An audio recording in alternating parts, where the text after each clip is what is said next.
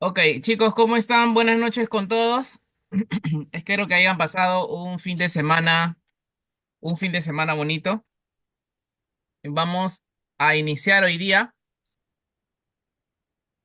con enfermedades del sistema digestivo. Hemos visto ya la primera parte, ahora vamos a ver ya la segunda parte, ¿ya? Pero vamos a concluir, ¿no? Recuerdan que nos faltaba completar la primera parte de enfermedades del sistema digestivo, ¿verdad?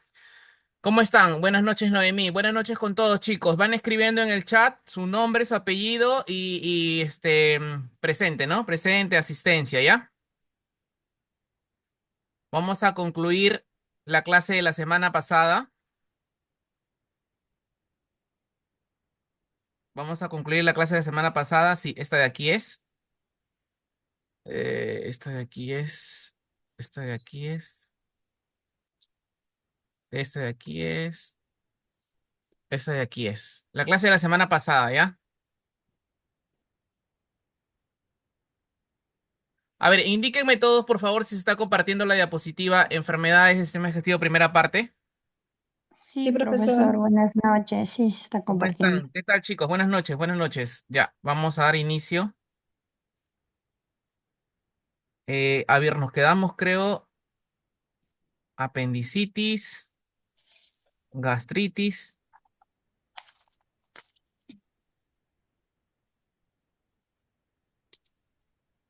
Creo que hemos visto hasta Pausa. aquí, apendicitis, ¿verdad? Sí, Sí, profesor. Ok, a ver, sí, para que están profesor. atentos, a ver los que están atentos. ¿En qué parte nos quedamos? ¿Aquí en apendicitis? Sí, en apendicitis, profesor. Sí, apendicitis, profesor. Muy bien. ¿Listo? Bueno, vamos a ver, vamos a concluir esta clase de la semana pasada. Estamos dentro del módulo de enfermedades y su tratamiento farmacológico. La clase pasada iniciamos enfermedades del sistema digestivo y su tratamiento. Ya hemos visto ya la primera parte, vamos a culminar de ver la primera parte y dentro de esta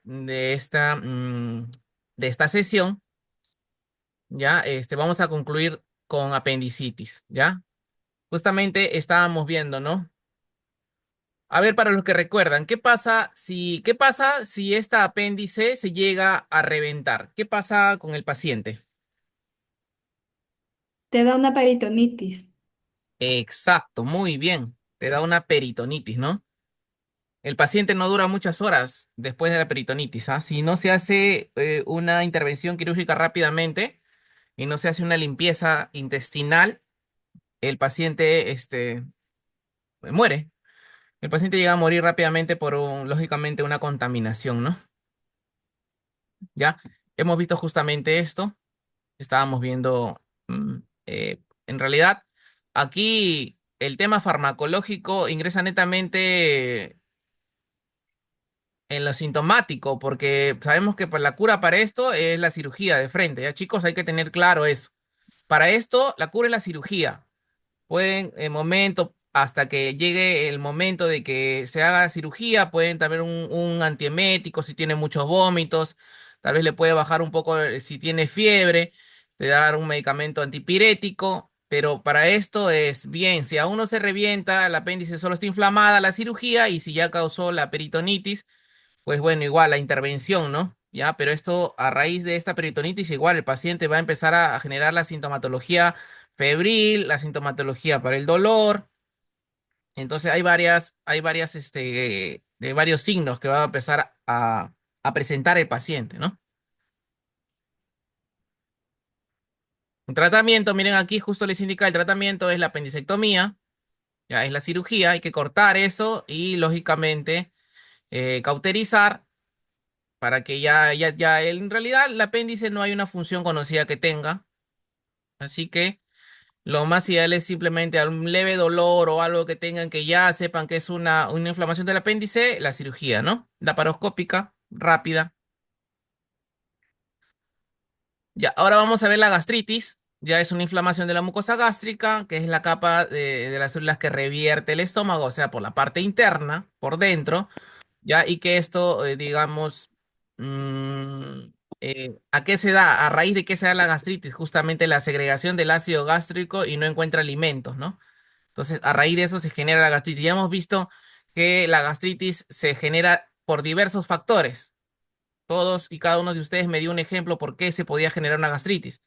Por temas de mala alimentación, por tema de consumos de alimentos, bebidas que no son también favorables, por un tema anímico, estrés, también se da una gastritis, ¿ya?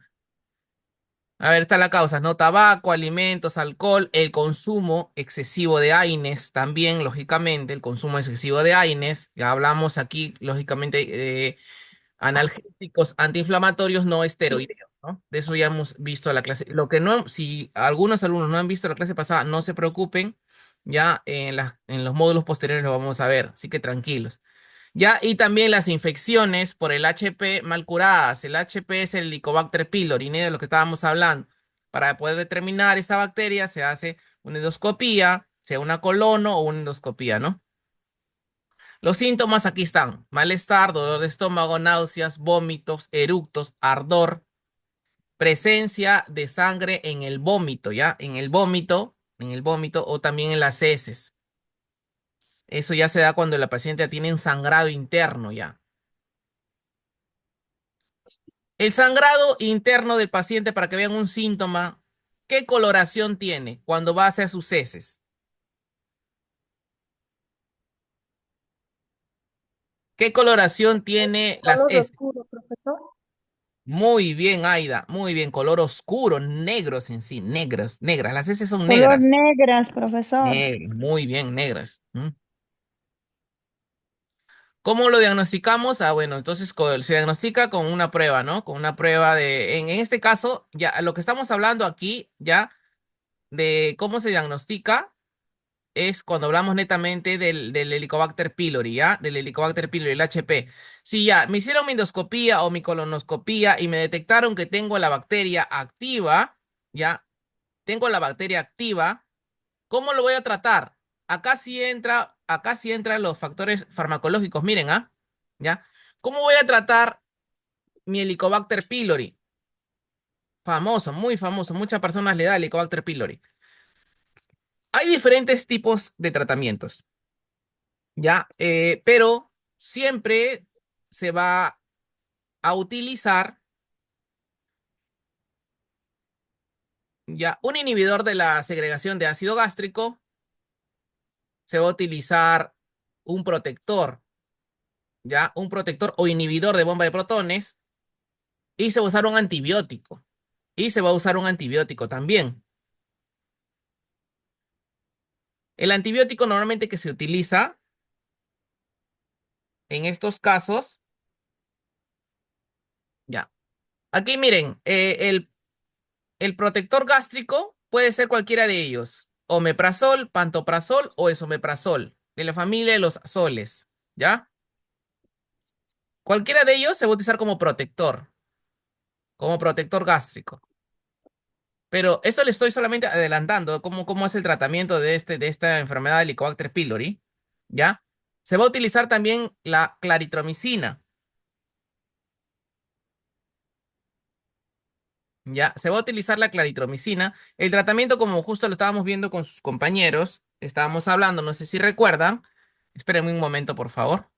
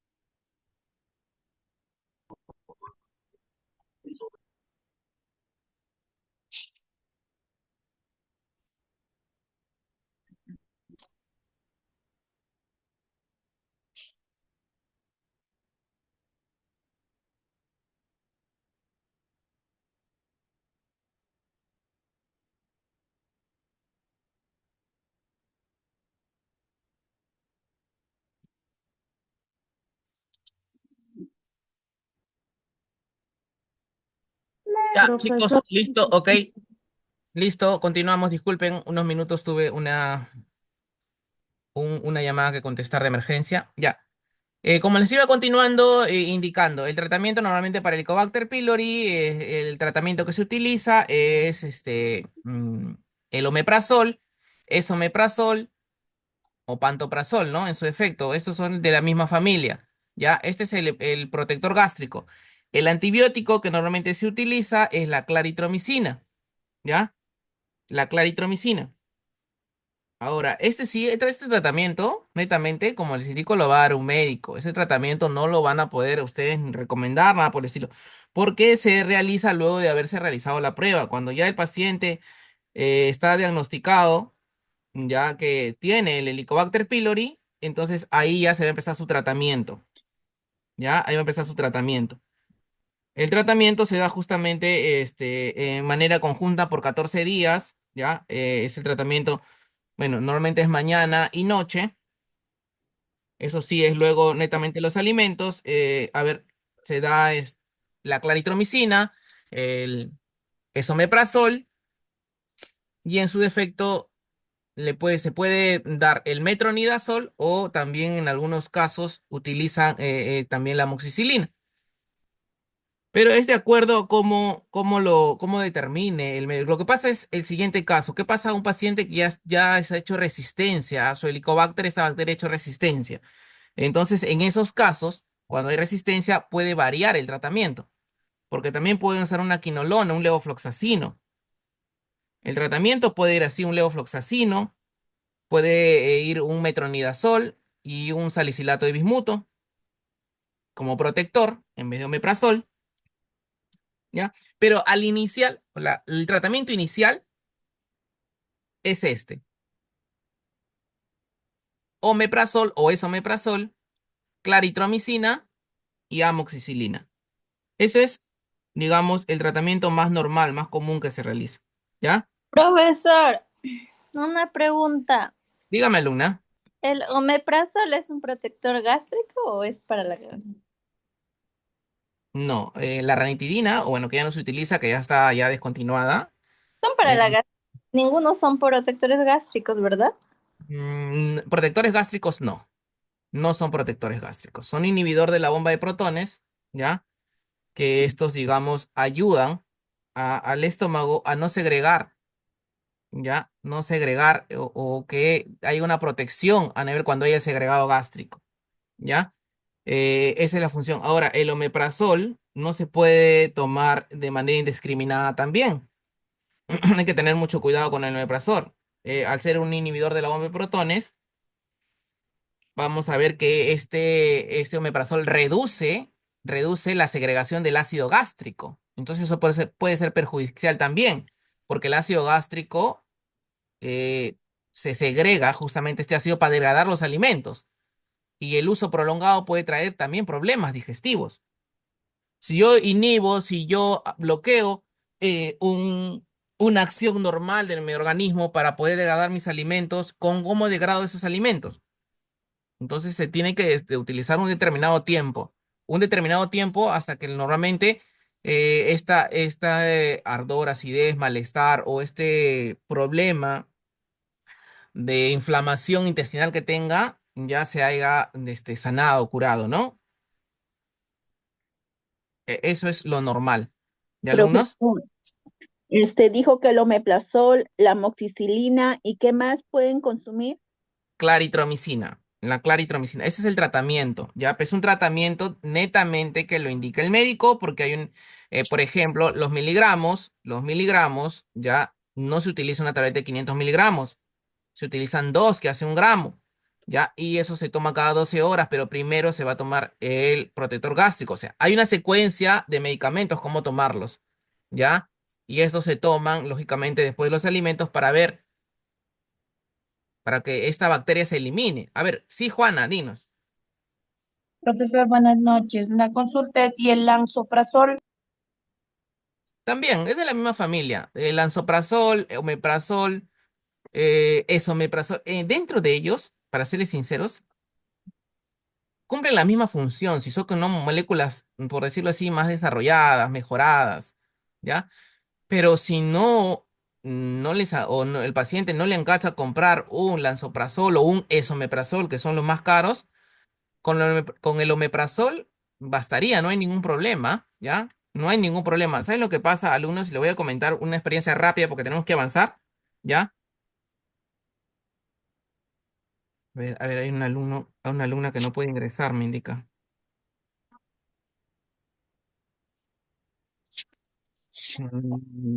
Ya, es por problemas de su Zoom, debe ser. Ya.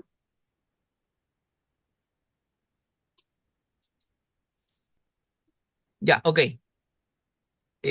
Los médicos gastroenterólogos, no todos, no todos, muchos de ellos te mandan tu tratamiento netamente con el nombre genérico. Así, te mandan claritromicina, amoxicilina, esomeprazol, omeprazol. Cualquiera de ellos, cualquiera el que él decida. Normalmente va a mandar siempre omeprazol. Pero ¿qué pasa con algunos otros médicos que van direccionados a un laboratorio? No te van a mandar un nombre genérico, aunque para ellos está prohibido. Te van a poner un nombre de marca, un pack, un pack, que hay muchos laboratorios que venden este pack de medicamentos, ya, donde viene justamente todos estos medicamentos juntos. Yo he conocido bueno, ahora deben haber cambiado ya los nombres, más nombres de marca, pero hay un nombre que se llama Lanzopac o Elipac, que venían justamente todos estos medicamentos juntos. Es más, te indicaba, ¿no? Las horas, te ponía una figura de día, otra figura de noche, para que sepas cómo tomarlo. Pero el precio era un 200 o un 300% a lo que normalmente te va a salir comprando un nombre genérico, ¿ya? Ese es el detalle. Por ejemplo, también visto en Ruemers, ¿no? En Ruemers sería un Lansopral Elipac, algo así era, ¿ya? Que traía todos estos medicamentos en sí también, toda esta combinación, ¿ya? En algunos alumnos puede variar, como les digo, ¿ya? Puede variar, porque en algunos puede venir lansoprazol, otros omeprazol, en otros casos esomeprazol, pero normalmente siempre es un inhibidor de bomba de protones y dos antibióticos, en el caso de amoxicilina y claritromicina, pero solo que vienen en el pack, ¿no? Y por eso te vale mucho más caro. Ya, es una recomendación para ustedes, para que tengan en cuenta. Si en algún momento un médico les manda así, entonces ustedes siempre tienen que ser bien hábiles, ¿no? Buscar, mirar cuál es su genérico. Y si el doctor les indica eso, doctor, pero no hay en genérico, la economía no me alcanza, puedo comprar en genérico. A ver, Alina primero. A ver, dime, Alina. Profesor, una consulta. He visto que también, bueno, del omeprazol hay en presentaciones creo que de 20 miligramos y 40 miligramos. ¿Cuál es la diferencia entre ambos? ¿No? Por El, ejemplo, om- si viene un paciente Ujú. a querer comprarnos el de 20 o el de 40 y solo tenemos una presentación para poder vender, ¿en cuál se podría cambiar o no es recomendable que sea su misma cantidad que le está pidiendo el médico? Ya, ok, Alina, muy buena tu pregunta. El omeprazol viene en cápsulas de 20 miligramos. El omeprazol. En ampollas sí viene de 40 miligramos. Omeprazol. El esomeprazol sí viene de 20 y de 40 miligramos en tabletas. El esomeprazol. ¿Ya? Al igual o similar caso de las moléculas mejoradas, ¿ya? El esomeprazol es una molécula mejorada del omeprazol, pero el omeprazol cumple su función. O sea, si no hay dinero para comprar un esomeprazol, entonces yo te sugeriría que le digas que compre un omeprazol, ¿ya? Ahora, el miligramo de 20 o de 40 lo va a determinar su gastroenterólogo que lo haya revisado, que vea el problema que tenga, que vea el tipo de inflamación que tenga. Tal vez es un paciente con gastritis aguda o crónica o ya tiene un principio de úlcera, va a ser dependiendo de eso. Ya, dependiendo de eso. Si tú ves que a tu paciente le han mandado un esomeprazol de 40, es que probablemente tenga una gastritis aguda. Perdón, a gastritis crónica, ya no aguda, crónica, que está a un paso de esto de formarse una úlcera. Entonces, lo ideal es que consuma su esomeprazol, sí, de 40. ¿Ya? De 40. Es dependiendo del caso. Dinos, Carmen.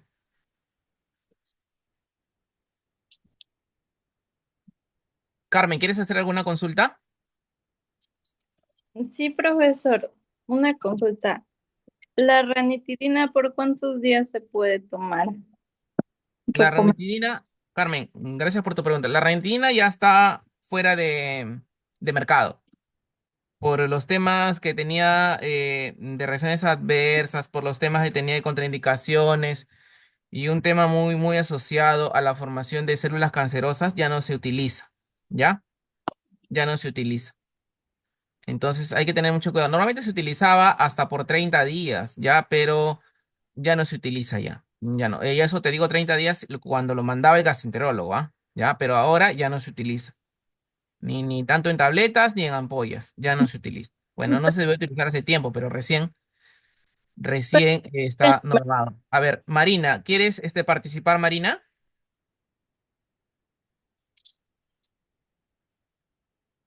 Ya, ok, vamos a continuar ya, chicos. Vamos a continuar. Acá vamos a ver los tipos de gastritis que tenemos. Mira, gastritis aguda, crónica, erosiva, hemorrágica, ya flemobonosa, gastritis atrófica, autoinmune, hipertrófica. Todos estos tipos de gastritis ya son determinadas netamente por el médico. Él es el que determina todos estos tipos de gastritis.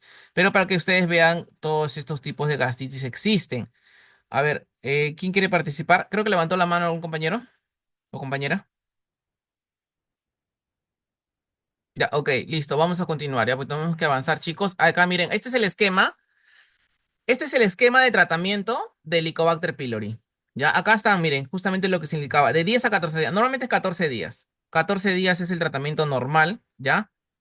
Esta es la dosis normalmente que se va a dar. Ya, miren, aquí está justamente por kilogramo de peso, pero esto dividido, porque ahí acá dividido en dosis de cada 12 horas, o sea, dos dosis se va a dar en el día. Acá está el esquema de tratamiento. ¿Para qué? Para que ustedes justamente tengan un conocimiento y cuando el paciente llegue a su establecimiento farmacéutico, ustedes vean si está correctamente prescrito esto, ¿ya? Esto está correctamente prescrito. Aquí está la dosis normalmente que se va a dar de acuerdo al peso que tiene el paciente y justamente la duración, ¿ya? Es una tablita muy valiosa, chicos. ¿Ya? Ojo. No, porque yo creo que este paciente tiene Helicobacter, le voy a hacer tratamiento. No, no, eso no ocurre. O porque un vecino, amigo, familiar tiene unos síntomas parecidos y le han dicho, él se ha ido a ver al médico, le han dicho que sí tiene Helicobacter y yo tengo igual, yo voy a tomarlo. No. Hay que ser muy, muy éticos, chicos, y muy profesionales en este aspecto. Ya cuando yo les indico que esto se va a dar para el tratamiento, cuando el médico lo va a prescribir es porque es así. Porque un paciente que no tiene Helicobacter y le va a dar esta bomba de medicamentos, le va a hacer perjudicar peor. ¿Ya? Porque esto es una bomba de medicamentos. El esquema, el esquema puede ir en tres, miren, de tres maneras. Amoxicilina, metronidazol o meprazol, amoxicilina, claritromicina, meprazol, o claritromicina, metronidazol y omeprazol, pero en distintos miligramos, ¿no? ¿Ya? O sea, eso puede, de esa manera puede variar. Miren, los tres ítems aquí son distintos, por eso los colores, ¿ah? Son distintos. No todas las combinaciones es la misma, ¿ya? Es distinto. Es dependiendo cómo el médico lo requiere. Inclusive aún, como les vuelvo a explicar, en vez de este protector gástrico que es el omeprazol, puede ser el esomeprazol o el lansoprazol. Es como el médico lo requiera. O si el médico lo cree conveniente, va a poner el subsalicilato de bismuto, que es el bismutol. También puede pasar, también lo puede cambiar. ¿Ya? Continuamos. Ya, este es en sí cómo es el tratamiento. Son los Profe, primeros. disculpe, Sí, Carmen, dime Carmen. en el esquema, no lo había escuchado muy bien. Cada uno de ellos es cada 24 horas. No, es cada 12 horas, por eso dice dividido, en dosis divididas. Acá dice el miligramo por kilogramo de peso por día, pero en dosis divididas. ¿Ya? ¿Recuerdan cuando hicieron el ejercicio de la tabla de regla de tres simples para ver dosificaciones? Los alumnos que estuvieron y los que no están, no se preocupen, que me avisan o vamos a hacer también cuando lleguemos al próximo módulo, igual los ejercicios de regla de tres simples, ¿ya? Naida, dime, Naida. Farmacéutico, ¿qué pasa? Fa- Sí, Naida, dime.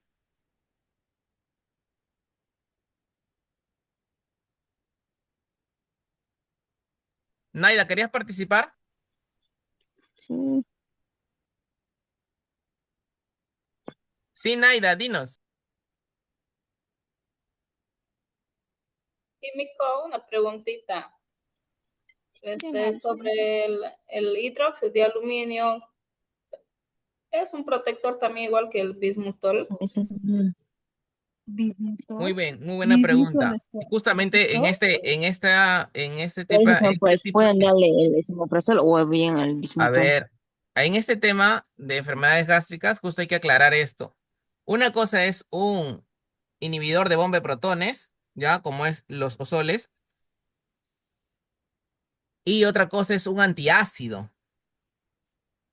El antiácido lo que va a hacer es justamente llegar, es un líquido, ya como el hidróxido de aluminio, como nos habló su compañera, o también el subsalicilato de bismuto. ¿Qué es lo que va a hacer esta acción, este fármaco? Este fármaco primero va a ser líquido. Puede ser también en el caso de subsalicilato de bismuto que viene en tabletas, pero es masticable, que eso se va a convertir nuevamente en líquido. O puede ser en líquido netamente. Así viene. ¿Ya? ¿Esto qué va a llegar? Este va a llegar a la mucosa, ¿ya? Y va a actuar justamente como un antiácido. O sea, va a neutralizar esa acidez estomacal. ¿Ya? Ese es lo que va a realizar un antiácido. Y a diferencia de un inhibidor de la bomba de protones, es que este va a actuar internamente, ya internamente para evitar totalmente que se dé el segregado gástrico. Y lo que hace el antiácido es ya después del segregado gástrico, actuar sobre él ya cuando está ya justamente en el saco estomacal. ¿Ya? A ver, chicos, continuamos, ¿ya? Este es un esquema de tratamiento cuando ya el paciente en algunos casos ha generado algún tipo de resistencia. Como ustedes pueden ver aquí, miren, acá variado está la amoxicilina,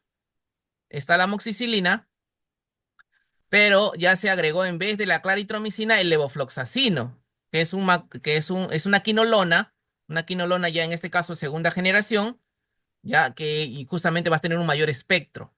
¿Y cuál va a actuar a nivel de inhibiendo o protegiendo? Va a actuar el bismutol, bueno, subsalicilato de bismuto, ya que el nombre conocido de marca es bismutol, ¿no? Pero en este caso ya es en líquido, en jarabe.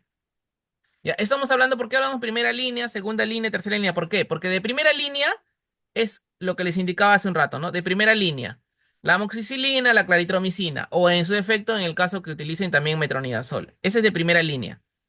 ¿Ya? Y el inhibidor de bomba de protones. Acá al inicio el inhibidor de bomba de protones, omeprazol, esomeprazol o lansoprazol. ¿Ya? Entonces, cualquiera de ellos aquí. Ese es de primera línea. Cuando el paciente ha generado resistencia, ¿ya? Va a la segunda línea. En su defecto, si es que el paciente sigue haciendo resistencia, va a la segunda y posteriormente la tercera, la cuarta línea, ¿ya? Cuando se utiliza otro tipo de antibióticos más fuertes, ¿ya? Esa es la secuencia. Son esquemas que ustedes van a tener en sus diapositivas muy valiosos. Pero para que ustedes contrasten cuando tengan ya ustedes una receta de un médico y digan, ¿no? Pero a mí me enseñaron que el tratamiento para el Helicobacter solo era amoxicilina, claritromicina y el inhibidor. Y tú ves que el médico ha mandado otra cosa ahí. Y tú dices, no, pero eso está mal. No, no está mal. No está mal. Acá está justamente los fármacos que se utilizan cuando esta bacteria ya ha generado resistencia. ¿Ya? Miren aquí. ¿Ya? Y ahora, si ustedes quieren practicar sus regla de tres simples, acá tienen bastantes para poder practicar sus regla de tres simples, miren. ¿Ya? De acuerdo al peso del paciente que ustedes tengan, ¿no?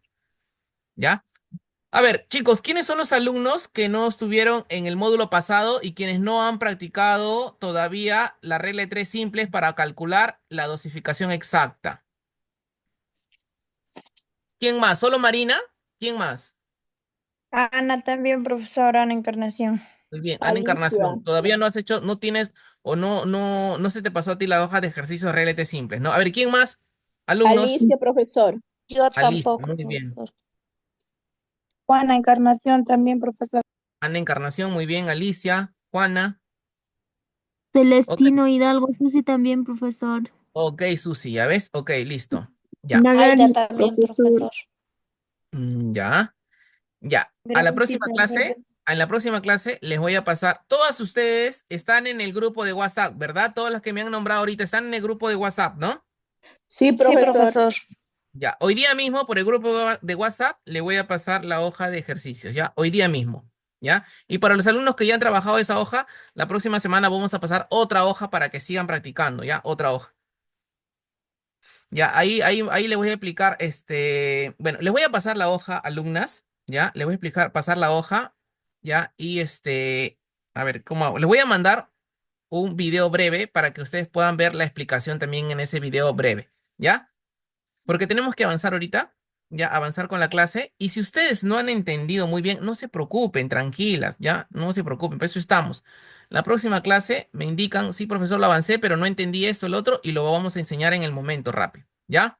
Lo que Profesor, sí, hoy día les voy a enviar los ejercicios y les voy a enviar un video más o menos para que ustedes puedan entender cómo se saca esta regla de tres simples, cómo se saca una dosificación exacta, ¿ya? De un fármaco, ¿ya? Sí, dígame, Luna. profesor, si en la primera línea, ¿qué digo? En la segunda y tercera línea es los mismos medicamentos, pero si el paciente fuera resistente a la amoxicilina, ¿con qué antibiótico se podría cambiar? Ahí está justamente. Ahí está justamente aquí. Miren aquí. Miren aquí justamente. Cuando el paciente ya ha hecho resistencia a amoxicilina, miren aquí. Aquí va a utilizar claritromicina, va a utilizar metronidazol y omeprazol. O sea, ha variado, ¿no? En este caso aquí, miren, ha variado. Ha variado. Ya no utiliza acitromicina. O si fuese alérgico a la amoxicilina en ese caso. ¿Qué se le da? Porque hay pacientes así, hay esos casos. ¿Qué le va a dar? Metronidazol, claritromicina y su inhibidor de bomba de protones, el omeprazol. ¿Ya? Puede variar. Puede variar. En ese caso aquí también. Si estamos en tercera línea y el paciente es alérgico a la amoxicilina, no se le va a dar el gramo de amoxicilina que debe. Entonces, ¿qué se le va a dar aquí en vez de amoxicilina? El metronidazol. Ya, el metronidazol. Va a variar ahí. Porque no es solo porque haya hecho resistencia, porque en estos casos, cuando están los dos, es una sinergia que se utiliza esos dos fármacos que es muy, muy poco posible que haya hecho resistencia a los dos. A Helicobacter, ¿ya? Pero sí puede pasar que el paciente sea alérgico a la amoxicilina. Entonces, ¿qué se le da? Se le cambia, ¿no? Se le cambia. Sabemos que el metronidazol tiene una acción antiparasitaria y también un antibiótico. Entonces, ya eso vamos a ver justamente cuando hablemos de todo lo que es farmacología antimicrobiana, ¿ya? Ok, vamos a ver. Alina, ¿quieres hacer una consulta? Profesor, una consulta. No, no te entendí, disculpa. En caso de los antibióticos, vamos a hacer un ratito, profesor, acá en mi Ya, ok, chicos, vamos a ver de ahí que nos va a hacer la consulta su compañera. Estamos viendo aquí antiácidos, ¿no? perdón, disculpe, Ya, profesor. La sí. Profesor, un doxiciclina, favor, no estoy escuchando tan bien el audio. Bueno, yo escucho perfectamente. A ver, los demás compañeros, ¿todos escuchan bien o alguien escucha mal? Sí se no sé si se escucha escucha normal, bien, Se licenciado. profesor. escucha bien, docente. Muy bien. Todo Que bien. alce que alce su volumen la señora. Ok, ok, listo, listo. Ya, a ver, la compañera que nos iba a hacer la consulta, a ver. Ya, profesor, disculpe. Profesor, yo tengo acá una receta de que le recetaron a un familiar mío y en la primera línea recetaron a ella doxiciclina de 100 Ujú. miligramos. Sí, Le recetaron metronidazol de 500, exacto. el bismuto Ajá, subsalicilato bismuto. y, y el Ujú. omeprazol de 20 miligramos para la primera línea del Helicobacter. Pero hizo resistencia, como dijo el medicamento, ¿no? Y le cambiaron a la levofloxacino de 500, Exacto. el esotón de 20, el Eso, acitípic, omeprazol. el acitípic es el antiácido que usted está ahorita mencionando, Ujú. y la amoxicilina de 500 también le mandaron. Doble Ajá. amoxicilina, me imagino, de un Sí, gramo, ¿no? amoxicilina y levofloxacino, los dos juntos. La Mm, amoxicilina en desayuno y cena, y el levofloxacino que era más fuerte en el almuerzo. claro. Ujú. Sí, muy bien, o sea, está bien porque el paciente ha hecho resistencia, inclusive si sigue haciendo resistencia va a seguir variando de antibiótico. Aquí justamente está lo que tú nos indicas, ¿no? Mira aquí tenemos doxiciclina, a ver, bueno, aquí, bueno, en este no está, ya, no. Bueno, en este gráfico normalmente no está, pero la doxiciclina viene justamente de la familia de las penicilinas y sí, pues es aceptable porque si no se le va a dar amoxicilina, le puede dar una doxiciclina. No hay ningún problema, ¿ya? No hay ningún problema. O sea, puede variar. Es más, mira, ese paciente, tu familiar, ha hecho una resistencia tan fuerte que ya le están dando también levofloxacino, ya, levofloxacino, y a la vez le están dando también el otro antibiótico. Entonces, probablemente es una resistencia ya que esté, probablemente ha pasado ya a la tercera línea, ¿no? Porque le están dando también el bismuto, el bismuto. Su paciente está en esta línea, en la tercera línea, ¿ya? Pero esa tercera línea también puede variar, porque pueden darle amoxicilina, claritromicina y metronidazol también, ¿ya? Pero en este caso tu paciente está aquí.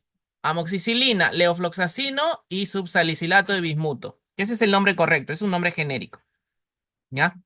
Y lógicamente, ¿no? Le están también dando, en este caso, pues, aparte de subsalicilato de bismuto, el esotón, ¿no? Que justamente ahí vas a lo que hablaba al inicio, ¿ya? Aquí entra mucho justamente lo que el médico mande por indicación, no sé, de algún tipo de laboratorio. Este esotón, ¿ya? Es esomeprazol, pero viene con un nombre de marca y el precio es mayor. Si compra el genérico de un buen laboratorio, le va a hacer exactamente el mismo efecto, ¿ya? No hay ningún problema, alumna, pero simplemente que termine el tratamiento. Probablemente, no lo sé, pero probablemente el familiar no ha completado el tratamiento o no ha tenido un buen diagnóstico médico y ese problema ha continuado. Por eso es que ha generado la resistencia, ¿ya? Es que, ¿qué pasa, alumnos? El tratamiento es por 14 días. ¿Qué hacen normalmente? ¿Qué hacen normalmente los pacientes? Los pacientes normalmente no lo toman los 14 días. Llegan a lo mucho a 10 días, no completan y ahí es donde generan la resistencia, ¿ya? Ahí es donde generan la resistencia. El caso que nos acaba de indicar su compañero es un caso normal, común, que siempre pasa, común. Entonces, digamos, en los medicamentos, ¿ya? En los medicamentos va siempre variar entre claritromicina, levofloxacino, amoxicilina, o en su defecto, si no hay amoxicilina, la doxiciclina, ¿ya? Y en el inhibidor de la bomba de protones va a ser cualquiera de los azoles, lansoprazol, esomeprazol, pantoprazol o esomeprazol. Y si el médico lo ve adecuado, ya su subsalicilato de bismuto. Es en un caso ya que el paciente esté en una etapa de tercera línea, como lo hemos visto. ¿Ya?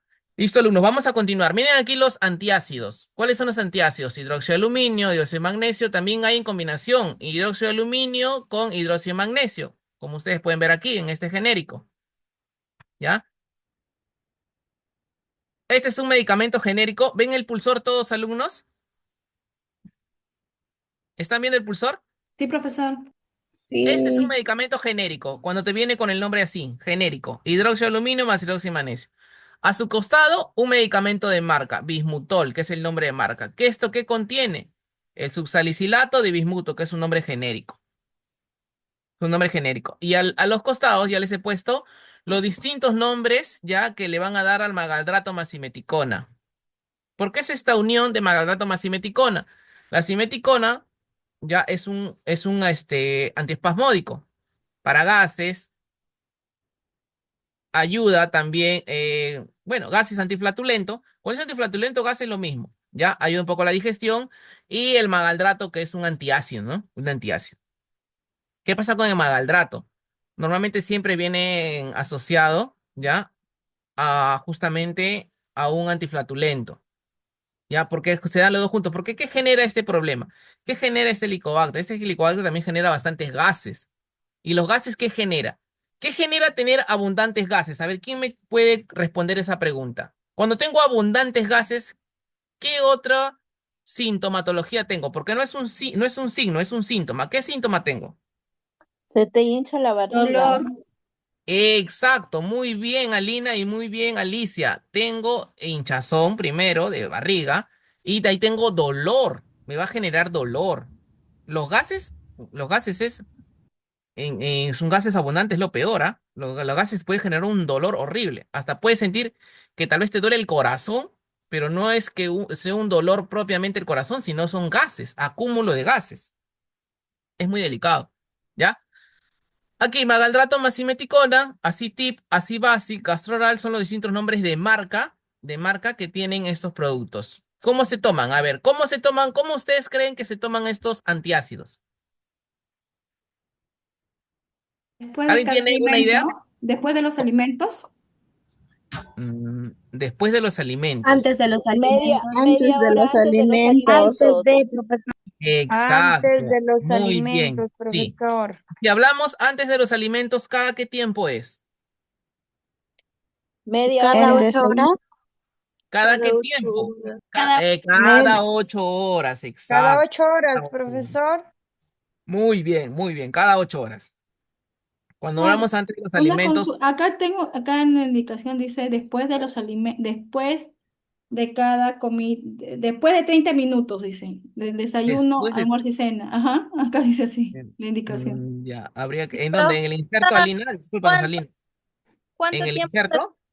Sí, en la receta dice acá, ¿En el inserto? 10 ml a 30 minutos después de desayuno, almuerzo y cena.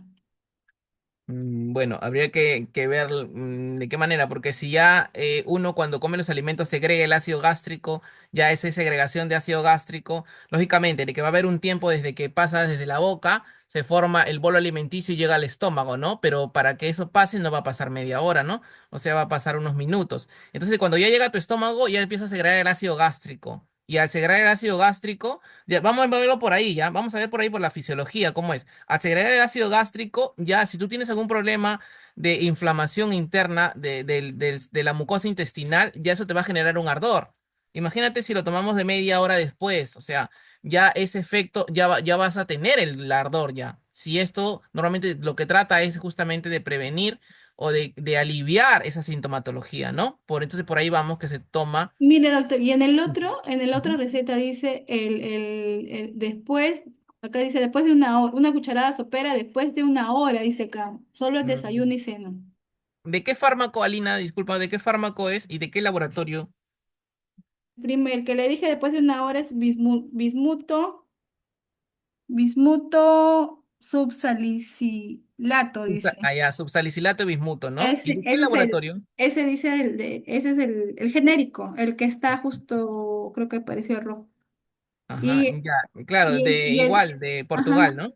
y el otro era el que le decía que decía después de 30 minutos, ese Ya, sí era el acitípico, el ese era acitip, ¿no? El sí, que el tenemos ahí en acitípico, pantalla, ajá, ¿no? el amarillito, Ya, ese era después de 30 minutos. ya. Fisiológicamente no se utiliza de esa manera, ya, porque ya al tomarlo después de media hora de haber comido, imagínate, ¿no? Ya tenemos la acidez ahí, ¿ya?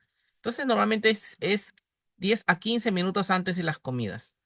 ¿Ya? Para que justamente este fármaco ya esté en tu estómago y al momento que digieres los alimentos ya se pueda, digamos, aliviar o inhibir inhibir no tanto, pero sí proteger, aliviar este ardor estomacal que va a segregar la acidez estomacal o el ácido gástrico. ¿Ya? Eso es lo ideal. Eso es lo ideal. ¿Ya? Profesor, Sí, dígame, alumna. este, ¿cómo es, qué es tan cierto cuando dicen que el genérico a veces no es tan bueno como los de marca? Y si acá vemos, usted nos ha dicho que el que está con blanco y cajita blanca y una línea roja es el genérico y el resto no. Entonces, ¿qué Ya, podríamos pero hay decir que, ahí? hay que, ¿Cuál hay es que, mejor? muy buena pregunta. Ya podemos a volver a explicar esa parte, ¿ya? Aquí, Profesor, esto me parece que la que está preguntando la colega también es que también hay bastante influye por el laboratorio. sí, justamente voy a explicar eso. Muchas gracias por la pregunta. Acá, primero son dos medicamentos distintos. Estos son, en genérico está acá el hidróxido de aluminio con hidróxido y magnesio. Lógicamente generan la misma acción, es un antiácido también. Este es en genérico. Y los demás productos son productos de marca, ¿ya? Que son magaldrato más simeticona. Son otros principios activos, pero que ejercen la misma acción, ¿ya? Lógicamente que tienen también antiácido, pero vamos a ver que también tienen antiflatulento.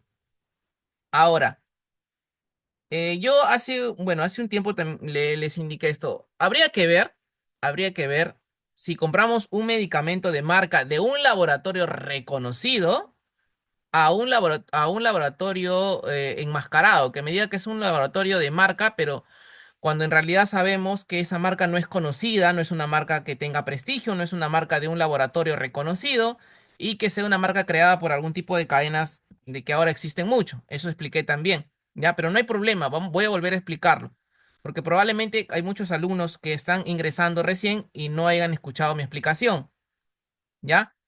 El producto de marca, ¿cómo yo inicio un producto genérico y cómo produzco un producto de marca? El producto genérico de denominación común internacional, así como está aquí abajo en genérico, no es malo. Yo trabajo y he trabajado, bueno, en el área que estoy en este momento, ya estoy, sí, en el área netamente hospitalaria, pero es que es de almacén, pero también he trabajado casi 3 años en el área clínica, digamos, ahí, al pie del paciente, en entidades del Estado. Y hay muchos pacientes que con medicamentos netamente genéricos, muchos no, casi todos, ya los pacientes que se han dado de alta sanos, que se han tratado con medicamentos genéricos. Y los medicamentos genéricos hacen un efecto correcto cuando es un medicamento de un buen laboratorio genérico.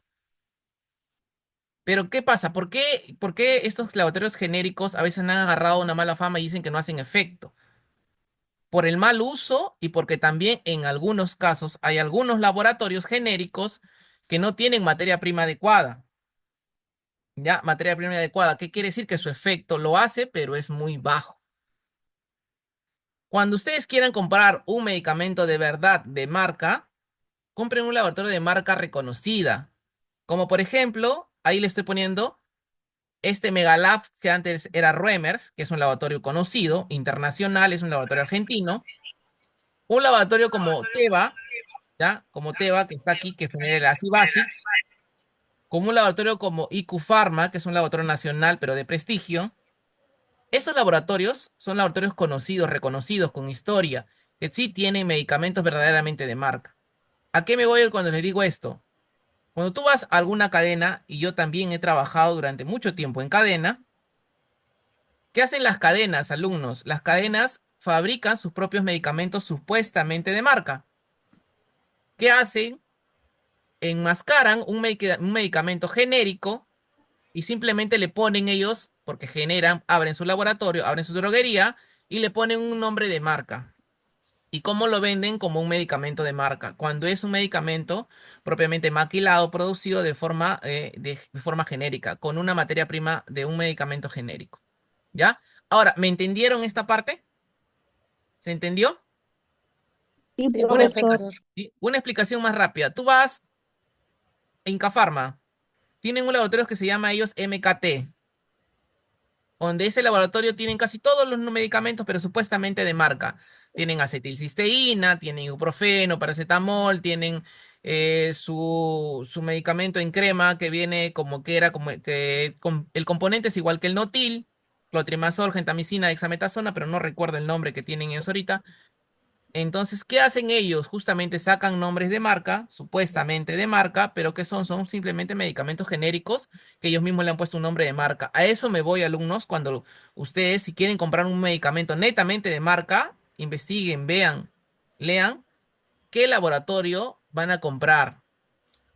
Y si el laboratorio, lógicamente sí va a ser un poco más costoso que un genérico, pero le va a dar la garantía de que es un medicamento que va a hacer un efecto adecuado, va a tener menos reacciones adversas y probablemente el efecto sea un poco más rápido. Probablemente. No he realizado, no he dicho a cada uno de los medicamentos una equivalencia, ¿no? Un estudio de equivalencia para saber si es que en realidad, pues este sí, este no, ¿no? Pero es lo normalmente que pasa. Que los medicamentos de un buen laboratorio de marca reconocido, sí el efecto es mucho más rápido, ¿no? Y dicho ello, no quiero decir que porque compras un medicamento de marca lo vas a consumir menos días, no, pues ahí estás mal también, ¿no? Se cumple totalmente el tratamiento, como pasa con un medicamento genérico, ya de un buen laboratorio que va a hacer un efecto adecuado. Y si lo usas los días correctos, las vías correctas, la administración correcta, va a hacer el efecto correcto, ¿ya? Hay que tener muy en claro eso, ¿ya, chicos? Sí entendieron, ¿verdad?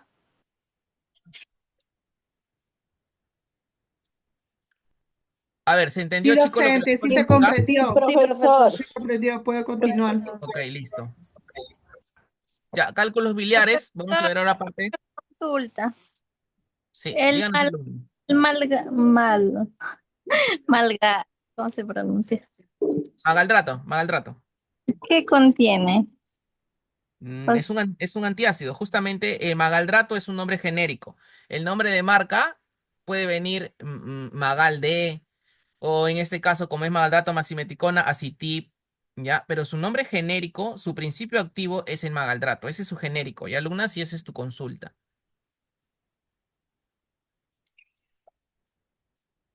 Ya, ok, vamos a continuar.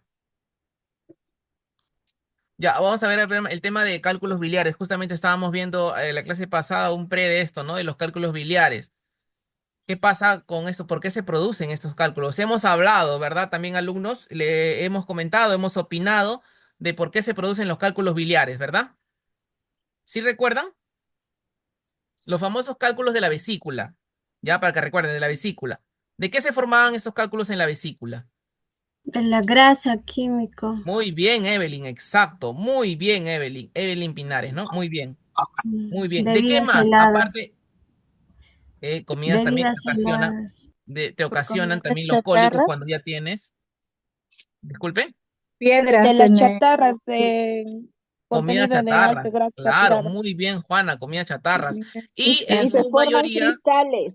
se forman cristales. Muy bien, Alicia, pero en su mayoría se forman cristales a veces también de las grasas y de las sales, ¿no? De las sales que se consumen.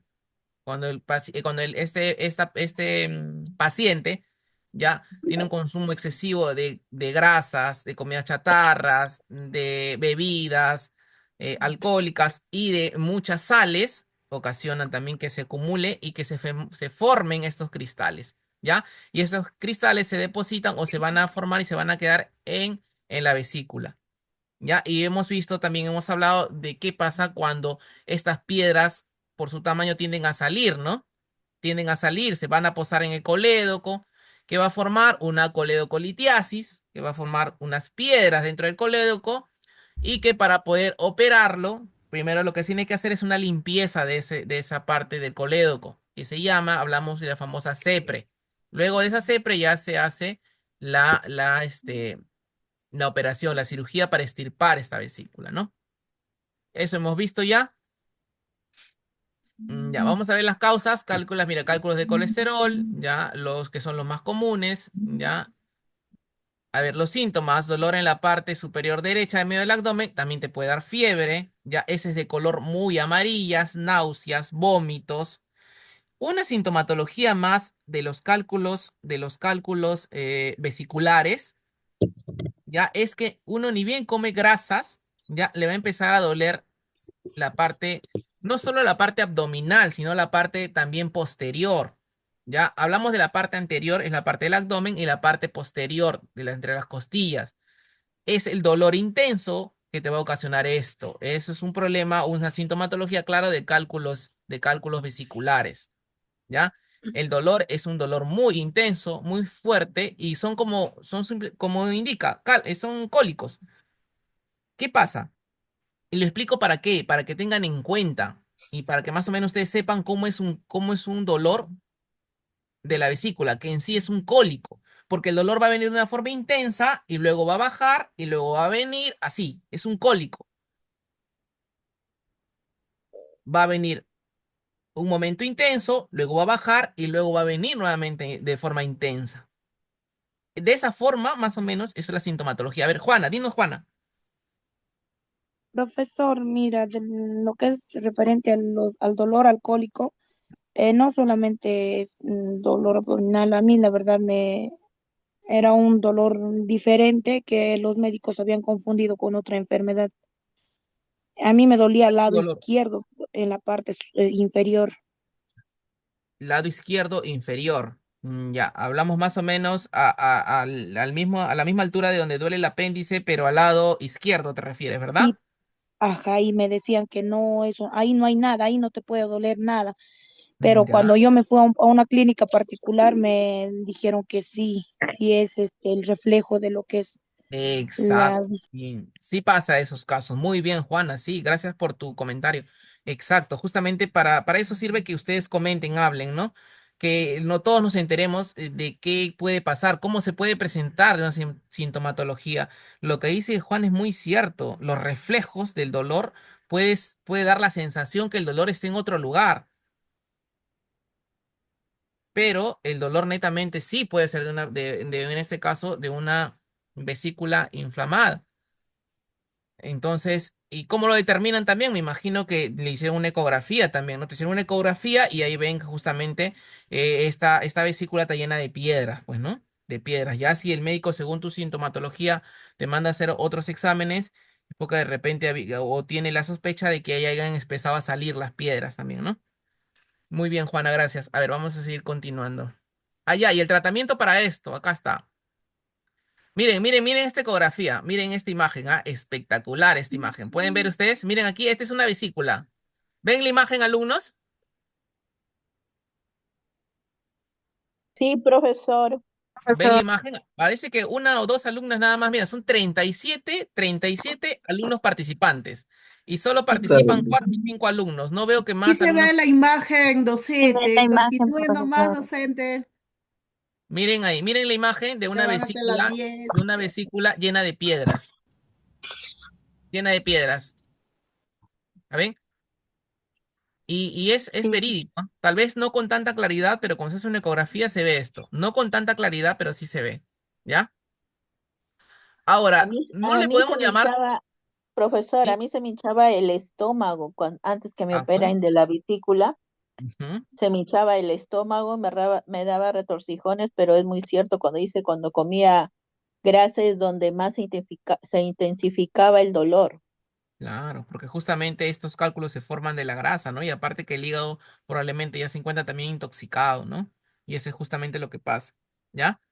Sí, miren, alumnos, ya. ¿Y cuál es el tratamiento? O sea, un tratamiento en sí, que digamos que te va a curar con medicamentos, cuando está en una etapa así como ven en la foto, no hay un tratamiento, no hay, simplemente es una cirugía. Aunque a veces hay médicos de medicina natural, ya que a veces tienden a discutir esto, pero bueno, ¿no? Esto, un médico cirujano te va a indicar que esto es cirugía netamente. ¿Ya? Cuando las piedras se encuentran de menor tamaño, menor cantidad, hay tratamientos a veces con medicina natural. Le indico esto porque existen, ¿ya? Que pueden tratar de diluir esto y eliminarlo en forma ya tal vez de arenilla y si el organismo del paciente también lo permite, porque hay pacientes que no permiten, ya este organismo no permite que se salga o que vaya a migrar estas piedras. Entonces, justamente ya se tiene que operar. Pero, ¿cuál es el tratamiento sintomático? Porque solo se trata los síntomas. Cuando el dolor es muy intenso, ya se trata con analgésicos. Normalmente se va a dar justamente un antiespasmódico como la iosina, se va a dar un analgésico, ya esto en ampolla como el metamisol, el ketorolaco, y si el paciente lo requiere, se va a aplicar también un omeprazol, porque justamente al tener este problema, probablemente este paciente ya sea un paciente también que tenga algún tipo a un grado de gastritis. Entonces, ya el tratamiento se da en conjunto, ¿no? Se da en conjunto. Y se aplica Profesor, intravenoso. Sí, una dígame. pregunta. ¿Por qué te ponen el tramador? El tramador en el caso del dolor sea demasiado intenso y en el momento no haya, pero lo recomendable para este caso ya es un analgésico como el ketorolaco, ¿no? Eso es lo más recomendable. Y miren, acá está justamente, acá está el cóctel del que les hablaba. Este es el cóctel del que le indicaba. En este caso, ya no se utiliza ranitidina, la ranitidina está desfasada, olvídense de esto, ¿ya? La ranitidina ya no se utiliza por el tema de los problemas que ha traído, ¿no? Pero sí utiliza ketorolaco, metamisol, iosina y el omeprazol, ¿ya? Eso sí. ¿Ya? Y en el caso que nos sale la compañera, probablemente el paciente tenga tanto dolor o en el momento no tengan, no sé, un ketorolaco, le pueden poner el tramadol. Pero a mi experiencia, alumnos con el ketorolaco, el metamisol, la iosina, si no tiene problemas gástricos, ya con esos tres basta. Y ya si tiene problemas gástricos, con el omeprazol. Y vía intravenosa, ¿no? intravenosa es más rápido. Y el efecto es mucho más rápido si el paciente tiene un cólico insoportable, ¿no? Solo se trata entonces los síntomas, nada más, alumnos, hasta que el momento el paciente tiene que estar en dieta, esa es parte también justamente del tratamiento, en dieta hasta que se pueda operar. Porque ¿qué pasa? Si el paciente con esto le va a calmar, el paciente va a estar, uy, sano con esto. Pero si el paciente vuelve a consumir grasas, alcohol, algún alimento contaminante, el paciente va, esa vesícula va a explotar nuevamente. Le va a empezar a doler de una manera horrible nuevamente. Y bueno, nuevamente va a tener que aplicar la ampolla, ¿no? Sí, Profesor, y el alumnos. espasmo Sí. canuláceo se da cuando el dolor todavía es leve. El espasmocanulase contiene iosina, ¿ya? Eso contiene iosina. Si el paciente tiene un dolor leve y este espasmocanulase es en tabletas, porque esto mismo también hay en tabletas, ketorolaco, iosina, hay en tabletas y el dolor es inicial, se puede dar en tabletas, pero si el dolor no es muy intenso, porque saben que las tabletas el efecto va a ser a los 30 a 45 minutos recién. Imagínate si el paciente está con mucho dolor, esperar 30 a 45 minutos que haga el efecto, eso va a ser un martirio para el paciente, ¿ya? Porque el dolor de vesícula es muy intenso, alumnos, ¿ya? Listo, alumnos, son las 9:11, 5 minutos nada más, hidrátense un pequeño break de 5 minutos y volvemos para poder, con esto ya terminamos aquí, vamos a venir con la clase ya de hoy, ya que es, bueno, la segunda parte, ¿no? De enfermedades del sistema digestivo. ¿Ya, alumnos? ¿Sí me están escuchando todos? Sí, profesor. Sí, Sí, profesor. profesor. Sí, se le Sí, escucha. licenciada. Listo, listo. Vamos a venir ya con la segunda parte, ¿ya? Vamos a ver la segunda parte y vamos a venir con eso, ¿ya? Profesor, una consulta. Dígame.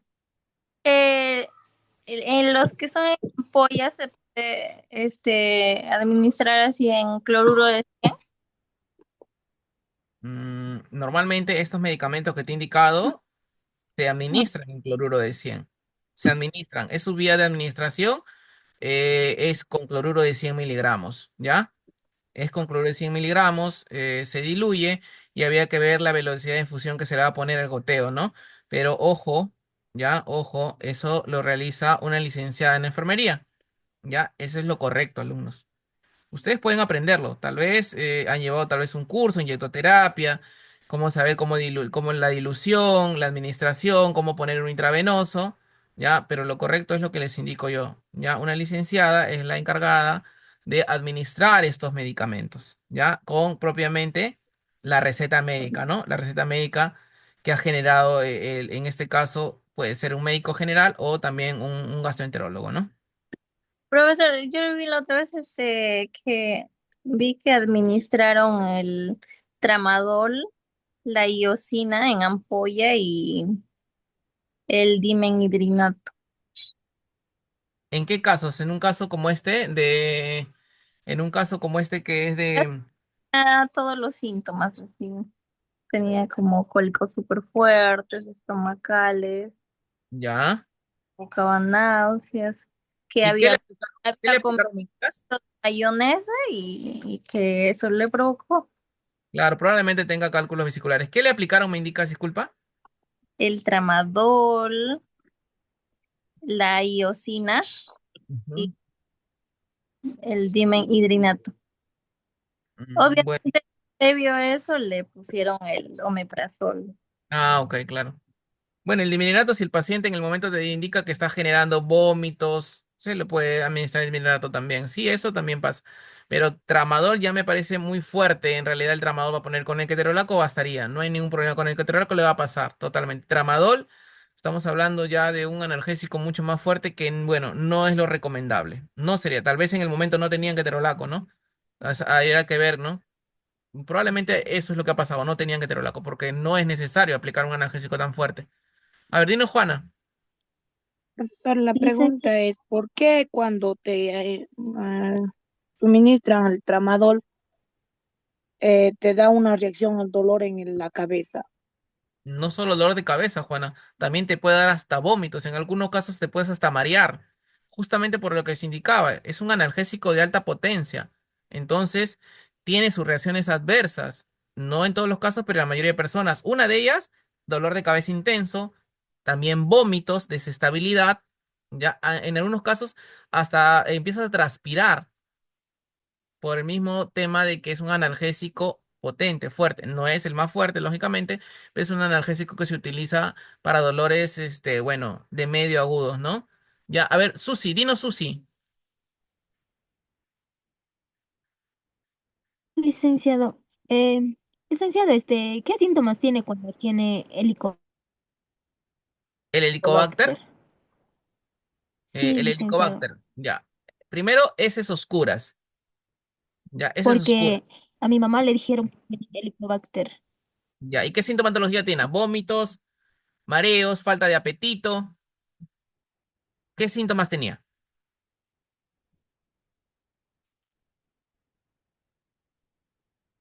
Ya. A ver, Susi, volvemos con tu consulta, ¿ya? Volvemos con tu consulta. Chicos, 5 minutos, hidrátense. 5 minutos y regresamos.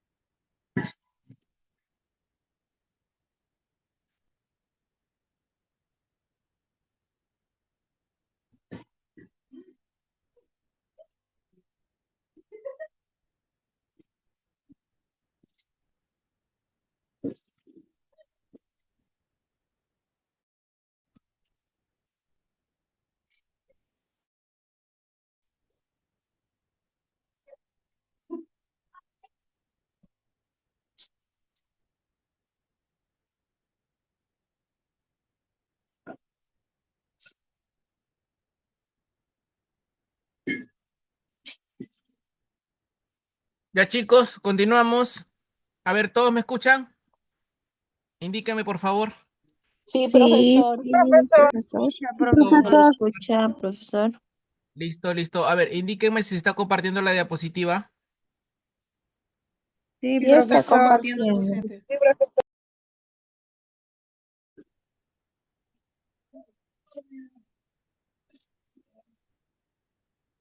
Ya, ahí está, ¿verdad? Se está compartiendo enfermedades del sistema digestivo, segunda parte, ¿verdad? Sí, profesor. Listo, vamos a continuar. Vamos a ver acá. A ver, el famoso ERGE, enfermedad de reflujo gastroesofágico. Justamente es un poco de lo que les hablaba al inicio, ¿no? Al inicio de la clase les hablaba de cuando las personas no digieren muy bien los alimentos, ¿ya?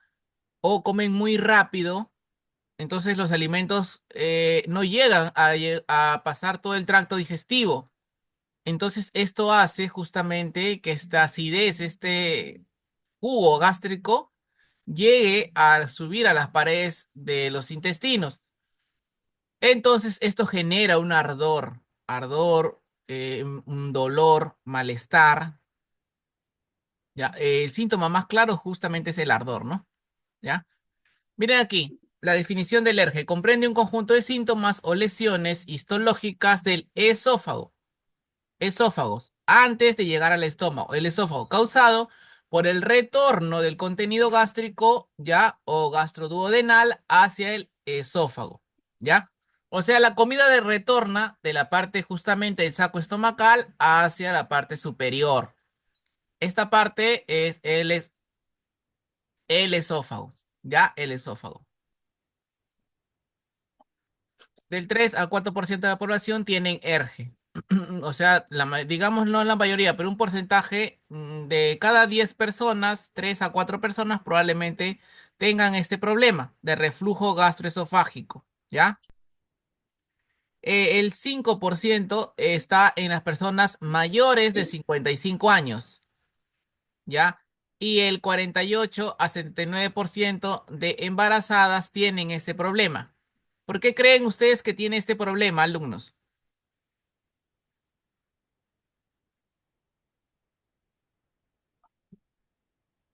Fisiológicamente, ¿ustedes pueden identificar por qué creen que las embarazadas tienen este problema? Por las náuseas, profesor. Por la presencia del feto en el esto químico. Muy bien, espérenme que no puedo ver todavía, no puedo ver quién está participando. Espérenme un momento, a ver, déjenme colocar esto bien. Mm, mm, mm, mm, Soy mm. Evelyn Químico. Muy bien, Evelyn. Déjenme un momento ver, un ratito, déjenme colocar esto bien para poder ver quién está participando.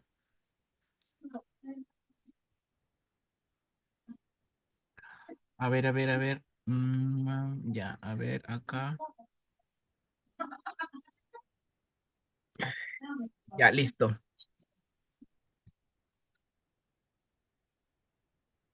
Ok. Muy bien, Evelyn. Justamente, ¿no? A ver, ¿qué pasa? A ver, acá. ¿Qué pasa en el embarazo? ¿Qué pasa en el embarazo? Ya, ahí. ¿Está compartiendo bien la diapositiva, chicos? Sí, Sí, profesor. profesor. Estamos en la definición, ¿verdad? Del ERGE, ¿no? Sí pueden verlo, ¿no? Por la Sí, presencia, justamente, como se indica su compañero, muy bien, Evelyn, por la presencia del bebé o feto, en este caso, va a generar que este espacio, ¿no? El espacio sea más reducido. Y al generar que este espacio sea reducido, pues estas comidas van a tender a regresar. Ya, esto depende mucho también de la etapa de gestación que tenga. En este caso, la paciente, ¿no? Esta etapa de gestación que tenga, esto va a generar ya que se produzca este ERGE, ya se produzca este reflujo gastroesofágico. Profesor, ¿y las náuseas también, por el proceso del embarazo también hace que cause este problema? Las náuseas es normal por el cambio hormonal que está ocurriendo en el cuerpo, ya es propio, pero que se puede confundir por el ERGE, bueno, también, pero más que nada los vómitos no son por el ERGE, es justamente ya porque los vómitos inclusive te dan desde las primeras semanas, los primeros meses. Y si hablamos fisiológicamente en esta etapa, no se da la ocupación del espacio, ¿no? No se da y probablemente y por ende no hay un reflujo. Entonces, no se asocia mucho los vómitos, las náuseas con el problema del alergia. En embarazadas, ojo, en embarazadas, ¿ya? Listo, vamos a continuar. Miren aquí. Reflujo fisiológico es común después de las comidas, hasta 50 episodios en 24 horas, o sea, sienten que la comida sale por su boca, sienten el sabor de la comida inclusive en la boca. ¿Por qué? Porque no se da el paso correcto, no se va a dar la deposición correcta, ¿ya? Ya, ok, listo, vamos a ver. No ocurre durante la noche, producen lesiones. Cuando habla de pH mayor, a ver, Noemí, indícanos, Noemí, ¿cuál es tu consulta? ¿Me escucha? Sí, te escuchamos, Noemí. El reflujo después del tratamiento de gastritis, que son todos los antibióticos, ¿no? Es normal que se dé reflujo, o sea, si después de terminar el tratamiento, después de 4 días, de 3 días. A ver, por favor, su audio, cierren el audio, por favor. Ya, a ver. Tu consulta es que después del tratamiento para una gastritis, el tratamiento propiamente de la gastritis, tengas esta sintomatología después de unos días. ¿A eso te refieres? Sí, Ya. Bueno, probablemente si tu digestión no es la correcta, sí tengas esta sintomatología. Porque lo que estamos viendo aquí, que este problema de alergia, alumnos, no es básicamente que te va a dar mm, propiamente por una gastritis, no es eso, ¿ah? Este problema de alergia es porque no hay un, ¿cómo indicarles? Una cultura correcta de cómo se debe realizar la alimentación, o con qué tiempo uno debe de comer, ¿ya? Lógicamente también se puede asociar a problemas gástricos, digestivos, ¿ya? Pero no es porque siempre y después de un tratamiento de gastritis te va a dar este problema, no. Probablemente aún falta corregir todavía la corrección en el tema de cómo se debe dar la alimentación, ¿ya? Uno normalmente debe masticar hasta 25 o 30 veces cada alimento. Lógicamente no lo realizamos, no lo hacemos, ¿no? Pero ese es el procedimiento correcto para degradar los alimentos. Y también la rapidez con la que uno come. La alimentación, o sea, las cosas que uno come también. Y si yo salgo de un tratamiento de gastritis, un ejemplo, no le digo que la compañera haga esto, si yo salgo de un tratamiento de gastritis, pues voy a seguir todavía con una dieta, ¿no? No voy a consumir grasas, no voy a consumir ají, no voy a consumir gaseosas o algún tipo de comida no saludable, ¿no? Entonces, justamente, tienen que tener muy en cuenta eso, ¿ya? Muy en cuenta eso, tomarse su tiempo, para justamente consumir sus alimentos, porque ese es el principal problema, ¿ya? Ok, vamos a continuar. Manifestaciones clínicas, miren aquí, un poco más de lo que les hablaba, ¿no? Cuando hablamos de pirosis, hablamos justamente del ardor, ¿no? En esa zona, miren la imagen, el ardor, ¿ya? Ardor, la regurgitación es el regreso de la comida, el regreso de la comida. La disfagia, que es, sienten que no han comido nada, ya sienten que no hubieran comido, ¿por qué? Porque el saco estomacal no está lleno, porque no ha pasado no ha dado el transcurso correcto, ¿ya? Ya, la hemorragia gastroduodenal, ya, esto se va a dar justamente ya a raíz de que este problema se haga crónico, ¿no? Ya, los hipos, sí, el hipo, los eructos, la halitosis, que es el mal aliento, eso es muy, muy común en este caso. ¿Por qué va a ser muy común? Justamente porque los alimentos se van a van a tratar de degradarse en el tracto digestivo, no en el estómago. Y por eso va a generar esto justamente, estos espasmos como hipos, eructos y justamente el mal aliento, ¿no? Porque el alimento no se encuentra en el lugar correcto, ¿ya? Esas son las manifestaciones esofágicas, o sea, internas. Ahora, las manifestaciones ya extra esofágicas, que se pueden dar, miren aquí. Cuando hablamos de otorrino, laringólogas, ya hablamos de problemas auditivos, justamente por el tema de, a ver un momento, ¿ya?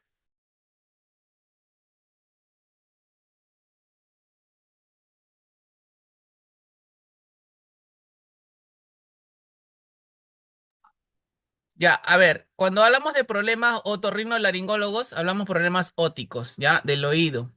A raíz justamente, a raíz de que no hay una buena digestión. Manifestaciones pulmonares en algunos casos, ¿por qué? Porque justamente al atragantarse, por decirlo así, al no pasar bien los alimentos, está también en algunos casos impidiendo el buen flujo del aire. ¿Ya? ¿Por qué? Porque no estás pudiendo respirar con normalidad. No es que interrumpa, porque sistemas distintos, pero no hay un buen flujo ya de paso de aire. Dolor torácico, pérdida de esmalte de los dientes. Esta de pérdida de esmalte de los dientes es muy común, porque justamente la segregación de este ácido gástrico hace que justamente estos dientes ya tiendan a perder su esmalte por el grado de acidez que tiene la boca. Está regresando los alimentos. Y los alimentos no regresan solo, regresan con jugo gástrico. Marina, sí, Marina, dinos. Docente, consulta, hablando de otorrino, yo pasé una experiencia hace, hace 2 años atrás, tenía un zumbido del oído. ¿Y con qué se trata ese zumbido? Porque yo normalmente, bueno, me han recetado, no recuerdo qué pastillas, me recetaron y creo que no había mejoramiento, pero lo que me curé, o no sé, la verdad no lo sé cómo pasó, pero simplemente pasó, porque también con el zumbido ya me desesperaba, ¿no? Entonces también el médico me recetó una música, ¿no? Que me ponga un audífono para no sentir el zumbido, ¿no? Entonces, y también tuve unas terapias así y no lo sé si es los medicamentos que pasó o no lo sé cómo me sanó, pero sí, ya no tengo casi 2 años. ¿Con qué se puede tratar así? ¿Y puede volver eso? Ok, muy buena pregunta. Alumna, cuéntanos, ¿estuviste consumiendo fármacos antes de ese sonido? Ahorita te voy a explicar cómo se llama ese sonido. ¿Estuviste consumiendo fármacos? Sí, ¿Qué eh, fármacos? me, rec- me recetaron un medicamento, no recuerdo muy bien. No, pero Eh, antes del tinnitus, antes del sonido, ¿estuviste no, consumiendo no, no, no, fármacos? no, no, no, no. ¿Te mandaron a hacer pruebas de colesterol, triglicéridos? No, simplemente fui a la clínica y me recetaron, me hicieron algunos exámenes, nada más, y ya pues me dieron, ¿no? Una receta de pastillas. Creo que eran dos, no recuerdo muy bien. Ok, listo. Ya, mira, hay dos cosas acá. Bueno, en tu caso, tu tinnitus, esa manifestación se llama tinnitus, el sonido, el pitillo del que tienes en el oído, puede ser a raíz, porque es como una reacción adversa, cuando hemos visto, ya hemos hablado de los analgésicos. Ya, el famoso tinnitus se da a raíz a veces de una reacción adversa de un medicamento. Otra causa de esa tinnitus también puede ser que tú tengas el colesterol elevado, los triglicéridos elevados, ¿ya? Eso también hace que tus manifestaciones sean que sientes un sonido a través del oído o una molestia en el oído. También pasa. Otro puede ser también, ya, un tema netamente ótico, que tengas una inflamación ótica. Eso también genera, esa inflamación también genera un sonido. Y punto. Estos factores son las causas más comunes. Y otro es que puedes tener un problema también neurológico. ¿Ya? Cuando a veces tienes el tema de muchos dolores de cabeza, mareos, no hay una buena estabilidad, es porque hay problemas ópticos también en el oído. Ya, te digo las manifestaciones clínicas normalmente que pasan. ¿Ya? Entonces, yo creo, normalmente lo que debieron probablemente hacer es primero sacarte un análisis, ¿no? Sacarte un análisis y ver a raíz de qué es el sonido, a raíz de qué se dan esas manifestaciones. Puede ser, en este caso, el tema del oído. Yo creo probablemente pueda ser que no hayas tenido un control netamente del colesterol, los triglicéridos y que por ahí quedó el tema. Y justamente va por lo que estamos viendo también. Cuando no tienes una buena digestión, no hay una buena digestión, ¿ya? Se hacen ciertos exámenes para poder ver en qué está fallando, qué no está a su nivel. Y por ahí se puede diagnosticar, ¿no? Por ahí se puede ser. Y probablemente cuando eso se corrige, ese sonido se vaya a ir también, ¿ya?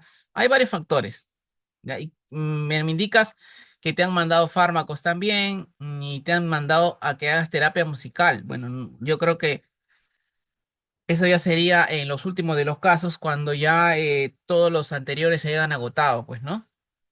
Ya, el tinnitus normalmente viene por esos factores. Bueno, cuando pasan estos casos, yo que siempre recomiendo a todos los alumnos, cuando tú ves y vas a un especialista, vas a un lugar y ves que no hay un diagnóstico correcto porque no ves ninguna mejoría, consulten a otro, traten siempre de tener dos opiniones, nunca se vayan por una sola opinión médica, ¿ya? Nunca se vaya porque se puede equivocar uno, pero el siguiente que se equivoque, muy poco probable, así que traten siempre de buscar dos opiniones, ¿ya, alumnos? Listo, vamos a continuar. Vamos a continuar, vamos a ver cómo justamente el diagnóstico, cómo se clasifica el diagnóstico, ¿no? Vamos a ver que en grado 1 hay erosiones aisladas o múltiples en un pliegue esofágico, ya, en el grado 2 son lesiones múltiples, ya, en el pliegue esofágico, pero múltiples. Cuando hablamos como puntos, ¿no? Puntos, lesiones, heridas. Esto es cuando, alumnos, esto es consecutivo, cuando esto va por tiempo, meses, años, inclusive que el paciente no tiene una cultura correcta de alimentación. Y esto puede pasar. Miren, grado 3 erosiones que afectan y la circunferencia ya del esófago. O sea, ya ha afectado todos los bordes. Y en el grado 4 es una úlcera. Una úlcera ya netamente herida, ¿no? Una úlcera sangrante ya. Y en el grado ya 5 hablamos del esófago de Barrett, ¿no? Digamos, una enfermedad ya que donde ya está toda la cavidad, toda la cavidad ha tenido a tener heridas ya, ¿no? Y esto, ¿cómo se diagnostica? Por eso justamente, ¿no? A veces te hacen una endoscopía, ¿no? Ahí sí, ahí calza bien la endoscopía, ¿no? Que va por la boca. Justamente indique endoscopía por la boca y colonoscopía por el colon, ¿no? ¿Ya? ¿Hasta aquí alguna consulta?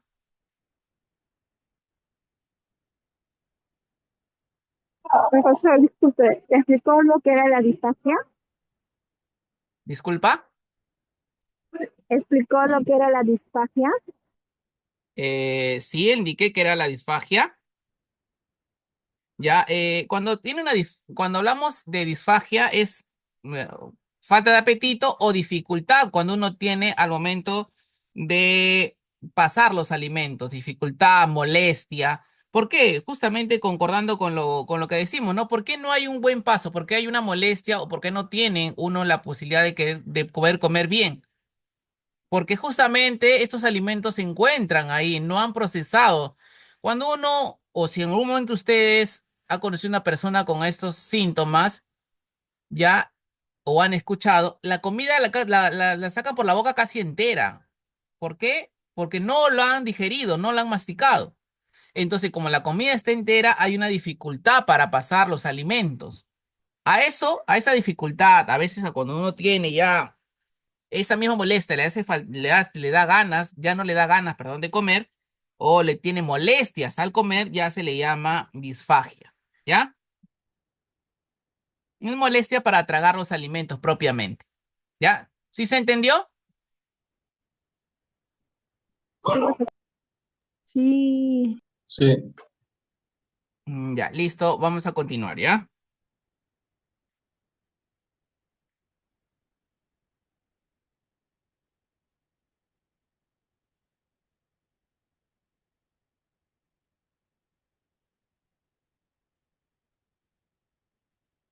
Ya, el tratamiento, vamos a ver el tratamiento para esto. A ver, antiácidos, ya hemos visto justamente cuáles son los antiácidos, en este caso, mira, hidróxido de aluminio, hidróxido de magnesio. ¿Qué hacen esto? Neutralizan la acidez gástrica. Ya, ayuda mucho también el sucralfato. Sucralfato solo, ya. Este alginato sódico ya no se utiliza mucho. Sucralfato sí. Hemos visto que ahora que el sucralfato viene, ¿no? ¿Con qué hemos visto que venía el sucralfato, alumnos? A ver, Marina, sí, Marina, dinos. Docente, antes de pasar a la tema, lo que está hablando, ¿por por qué causa hay mal aliento de las personas? Si, por ejemplo, tienen un mal aliento hace días, ¿no? Por más que estén cepillando la boca, eh, todo, pero tienen mal aliento. ¿A qué se debe eso? Muy bien, alumna, gracias por tu pregunta. El problema, así se cepillen 1000 veces la boca, no va a pasar el olor porque el problema no viene de la boca. El problema viene de adentro. Justamente hemos visto una de las causas. La halitosis, como se conoce a esta enfermedad del mal aliento, puede venir justamente por ese problema, por el ERGE, la alimentación que se está degradando y se encuentra en el conducto duodenal, ¿ya? O también puede haber otras causas, netamente sí digestivas, un problema hepático, un problema gástrico, ¿ya? Entonces, probablemente sea un problema también, lo más común que sea un problema también hepático, ¿ya? Del hígado. Cuando a veces las personas tienden a consumir mucho alcohol o consumen mucho cigarro o su alimentación no es la correcta, tiende a pasar o tiende a tener estos síntomas de halitosis, pero siempre es asociado a problemas gástricos. ¿Ah? Cuando uno tiene una gastritis también muy fuerte, muy severa, en este caso crónica, también tiende a tener una halitosis, ¿ya? Y normalmente en la mayoría de personas, ¿por qué se da la halitosis? Por estos temas, por el tema del ERGE, el reflujo gastroesofágico, cuando la alimentación o el tracto digestivo no está totalmente limpio porque los alimentos no se han llegado a degradar con normalidad, porque no ha llegado al saco estomacal, ¿ya? Pero hay otros factores como les acabo de indicar, ¿no? ¿Listo, alumnos? Ok, continuamos, ¿ya? ¿Alguna otra consulta? Químico, químico, Para el tratamiento, ¿y qué se recomienda para la halitosis? Ya, normalmente es ir a un gastroenterólogo para ver el tratamiento, ¿ya? Porque hay que ver hasta qué grado ha ido, digamos, la enfermedad. Un tratamiento bien sea gástrico para la mucosa gástrica, o sea un tratamiento hepático para el hígado, o sea un tratamiento de también tratar justamente la costumbre que tienen al alimentarse, a comer. Y conjunto a eso, justamente esos fármacos, ¿no? Fármacos antiácidos, fármacos digestivos, ¿para qué? Para que justamente la alimentación se vaya a seguir digeriendo. Si fuese el caso que estamos hablando de un problema netamente digestivo, digestivo decimos estómago, hígado, páncreas, ya, que normalmente es por eso, ¿no? Es normalmente por eso. Ahora, ocurre también el problema de halitosis cuando consumen excesivamente también fármacos, ¿ya? O sea, como le digo, las causas pueden ser diversas, pero la principal causa es problemas digestivos. Segundo, digestivos hablo de alimentación, cuando consumes licores, consumes grasas en exceso, o no tienes una buena alimentación, o tienes problemas hepáticos, tal vez por alguna enfermedad que te ha generado un problema hepático, ¿ya? O segundo, también cuando tienes un consumo excesivo de fármacos, también eso genera una halitosis. El tratamiento para una halitosis, de acuerdo a cuál sea la raíz, se puede dar un tratamiento. No le puedo decir, ya alumna, esto se toma para la halitosis, no, porque es más, no va a hacer efecto. Tal vez en el momento le va a calmar, tomar un digestivo, un antiácido, pero el problema va a seguir después. El problema va a continuar. ¿Por qué no? Porque no ha habido la solución de raíz. Y lo ideal, sí, lo ideal es que vean a un especialista. En este caso siempre es un gastroenterólogo, ¿no? Eso es lo que tienen que hacer, ¿ya? ¿Sí se entendió, alumnos? Sí, Sí, profesor. sí, Sí, químico. profesor. Ya, listo, continuamos. Profesor, los antiácidos, ¿cada cuánto tiempo se recomienda que tome? Se toman cada 8 horas antes de los alimentos, 15 minutos antes de los alimentos. Así se toman los antiácidos durante de 7 a 10 días. Inclusive en algunos casos puedes tomarlo hasta 15 días, dependiendo, ¿no? Pero luego de eso habría que ver la raíz ya, porque como le digo, este problema se tiene que solucionar de raíz, ya, de raíz. O sea, ver cuál es la causa de tu acidez. Si probablemente es una gastritis, pues ya, ¿no? El gastroenterólogo tiene que verte y empiezas un tratamiento, ¿no? Con un inhibidor de bomba de protones, o sea, por ejemplo, un omeprazol o esomeprazol, según sea el grado de la gastritis que tengas. Y lógicamente una dieta, ¿no? Una dieta. ¿Por qué? Porque los fármacos no lo va a hacer todo, alumnos. O sea, si yo tomo, no sé, como hace rato vimos, ¿no? Su compañero que nos dijo Esotón, que le mandaron a su familiar, que es un esomeprazol de marca, que es caro, y yo porque tomo ese medicamento, no es que ya me voy a curar así simplemente por tomar solo el fármaco. Hay que tener los cuidados del caso también. Porque si me sigo alimentando incorrectamente, consumiendo ají, grasas, colorantes, comida chatarras, pues eso no va a pasar, eso no me va a curar. No me voy a curar. ¿Ya? Entonces, esto va en concordancia con los cuidados del caso. ¿Ya? ¿Alguna otra consulta? Doctor, Continuamos, una ¿ya? consulta. Américo. Hola, Américo. Sí, A ver, sí, recién doctor, una participas, consulta. Américo. Sí, sí, muy bien. Doctor, yo creo que la halitosis no solamente también puede ser estomacal, sino que la placa bacteriana y mayormente, o cuando tienen sarro también, ¿no? Entonces, La mala ahí higiene bucal. Puede ocasionar por eliminan una mala higiene, toda la parte de fisioterapia oral, demanda claro. el odontólogo. Ajá, puede ocasionarse, sí, tienes mucha razón, Américo, puede ocasionarse por una mala higiene bucal, ¿ya? Pero hablamos de que, como nos indica la compañera, por más que se cepille, que se lave bien, igual sigue sintiendo o sigue emitiendo ese olor mal. O sea, y ahí ya no hablamos ya de que, sí, bueno, si venimos por el caso de que el paciente no se hace una higiene correcta bucal, bueno, desde ahí ya está el problema. Pero si hablamos que el paciente tiene un buen higiene bucal,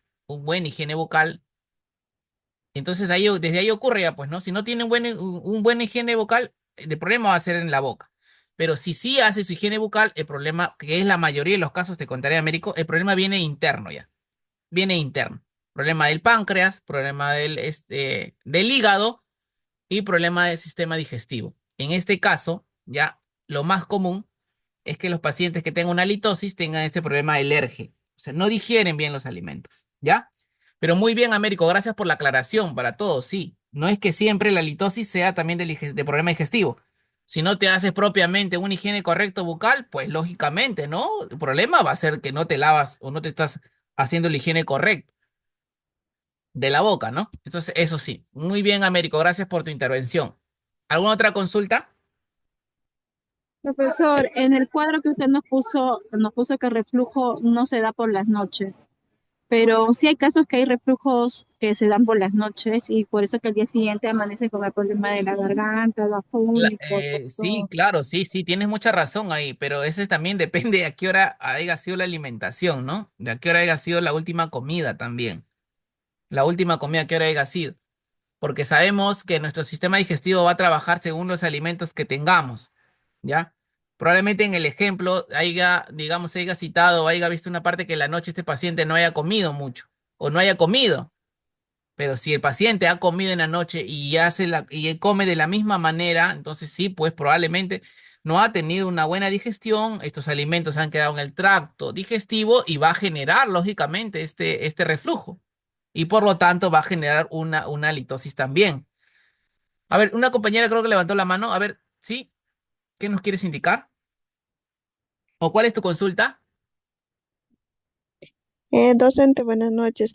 Buenas noches. ¿Y cómo sé que estoy teniendo una mala digestión? O sea, ¿cuáles son los síntomas, no? Ah, Para hemos saber. visto aquí, mira, hemos visto justamente algunos de los síntomas de alergia. Mira aquí. Miren aquí, manifestaciones clínicas. Ardor, pirosis, ardor, regurgitación, siente que regresa la comida. Disfagia, ya, disfagia es molestia al momento de pasar los alimentos o la sensación también de no querer ya comer. ¿Ya? ¿Por qué? Porque hay un impedimento de paso de la comida. Hemorragia gastroduodenal, ya, esto pasa cuando ya tienes un tema de, bueno, quieres vomitar y regresas la comida, vomitas, ¿ya? Y ves que tu comida, tu flujo alimenticio que has vomitado, pues tiene coloraciones negras, ¿no? Coloraciones negras. No pasa muy seguido, pero también se da, por eso da hemorragia gastroduodenal. ¿Qué quiere decir? Que está generando también estas heridas internas que tiene, por eso hemos visto logrado, está generando un sangrado, ¿ya? El hipo consecutivo, los eructos, ¿ya? La litosis, como estábamos hablando con sus compañeros, el mal aliento. Esas son una de las manifestaciones internas, esofágicas. ¿Ya? Ahora, manifestaciones externas ya te dan justamente lo que vemos, dolor torácico, pérdida del esmalte de los dientes. Esas son algunas de las manifestaciones, ¿ya? Esos son los síntomas. A ver, ¿alguien más quería consultar algo? Profesor, una consulta. Si el omeprazol se toma en ayunas, no se toma, creo que la primera toma y ahí esperas 30 minutos para los alimentos. Y de ahí tomo el antiácido y de ahí tengo que esperar qué tiempo para poder recién comer o cómo sería el tratamiento en este caso, de los medicamentos. Mira, normalmente el omeprazol se toma unos 15 a 20 minutos antes. Y el antiácido también, ahí a algunos 15 minutos, como yo indico, yo recomiendo tomar el antiácido antes. 15 minutos antes de los alimentos, no después, antes. ¿Ya? Eso es lo que yo recomiendo. ¿Por qué? Por la fisiología de justamente cómo se da la digestión. Por eso recomiendo que sea antes. Eso es lo ideal. Profe- Si el tratamiento tuyo viene que tomes este inhibidor de bomba de protones y también el antiácido, ¿no?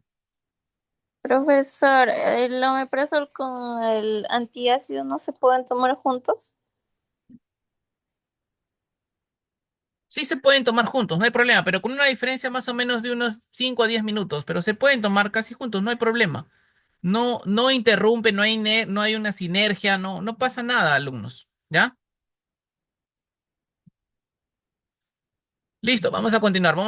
Ve el tratamiento, ¿no? El tratamiento, ¿cómo se da? Procinéticos. ¿Qué llamamos a los procinéticos? Justamente estos medicamentos que van a ayudar a la digestión, ¿no? Van a ayudar a la digestión, famosa metoclopramida. De estos dos, los procinéticos más conocidos, la metoclopramida y la cisaprida, ¿ya? Metoclopramida y cisaprida. O mosaprida también lo llaman. Esta acá cisaprida o mosaprida, ¿ya? Procinéticos van a ayudar. a que justamente se dé a la digestión. ¿Ya? Eso es lo que va a ayudar en este caso. ¿Estos medicamentos son como enzimas, profesor? No son propiamente enzimas, ¿ya? Pero ayudan netamente a la digestión, pero no son enzimas, son fármacos, medicamentos en sí, ¿ya? A ver. Discúlpeme, chico, estoy un poquito mal de la garganta, ¿ya?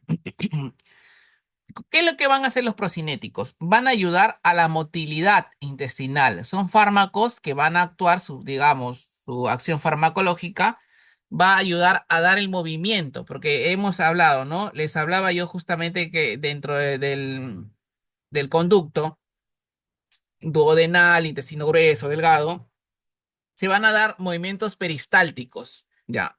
Entonces, en lo que es intestinos, ya, lo que se va a dar el movimiento peristáltico. Y dentro justamente del duodeno se va a dar la motilidad, el movimiento de esto. Y esos fármacos van a ayudar a este movimiento, van a ayudar a la motilidad intestinal. Eso hacen estos fármacos procinéticos, ¿ya? Ayudan a la motilidad gastrointestinal. ¿Qué quiere decir? Aumenta la frecuencia, ¿ya? De la contracción del esófago. ¿Para qué? Para que estos alimentos vayan a su lugar, pasen a su lugar. Entonces, con eso también se trata. Ya, esto justamente, ya, ese es su trabajo justamente de los procinéticos. Ya, dentro de ellos también la domperidona también es muy utilizado. La eritromicina cumple la acción, es un antibiótico, eso sí aparte, pero eso sí es netamente con indicación médica. Y alumnos, los más conocidos acá, metoclopramida, mosaprida, que es su similar a cisaprida, y la domperidona. Ya, listo. Alumnos, a ver. Vamos a quedarnos aquí hasta cirrosis hepática. Ya quiero que para la próxima casi vean un poco de lo que es cirrosis hepática para que puedan llegar justamente a la clase y ya tener una noción de lo que es cirrosis hepática. ¿Ya, alumnos? ¿Sí me están escuchando todos? ¿Hasta aquí alguna consulta? Hasta aquí no vamos a quedar, alumnos. ¿Hasta aquí alguna consulta? Ninguno, ¿Los ninguno, doctor. medicamentos por cuántos días Ninguna, son? profe. A ver, uno por uno primero. A ver, dígame, ¿Por cuántos días se puede tomar los medicamentos? ¿cuál de ellos? ¿Cuál te refieres? ¿Cuál medicamento? El es Cuando hablamos de los procinéticos para ayudar a la digestión. sí. O puedes tomar de 10 hasta 15 días, por lo menos. En algunos casos he visto médicos que mandan hasta por 20 días. ¿Para qué? Para que ayude esto justamente a que el intestino ayude a digerir muy bien los alimentos. ¿Ya? Pero esto es netamente con evaluación, ¿no? Evaluación médica, viendo cómo se encuentra, en este caso, cómo se encuentra tu esófago, ¿no? Cómo está. Y de acuerdo a eso, ya, tal vez también tiene un problema de intestino perezoso. Cuando el intestino es lento, es perezoso, también no ayuda. Entonces, hay varias patologías, alumnos, que se adjuntan, se coadyuvan, por decirlo así, a esta enfermedad. Y bueno, no es solo que el paciente no coma bien o no tenga un buen hábito alimenticio, sino que también hay enfermedades que tiene que esto, digamos, hacen una sinergia y empeoran su diagnóstico, pues, ¿no? ¿Ya? Listo, chicos. Nos vemos la próxima clase. Ya lean un poco de lo que es cirrosis hepática. Este diapositivas ya lo tienen, ¿ya? Ya lo tienen. Lean un poco y nos vemos la próxima clase, ¿ya, chicos? Sí, escucharon todos, ¿verdad? Buenas noches con todos, chicos. Nos vemos. Buenas Buenas noches, noches, profesor. docente. Buenas noches, Profesor, compañeros, Sí, compañeros. dinos, alumna. ¿Quieres hacer una consulta? Ya, listo, chicos. Nos vemos la próxima clase. Hasta luego, profesor.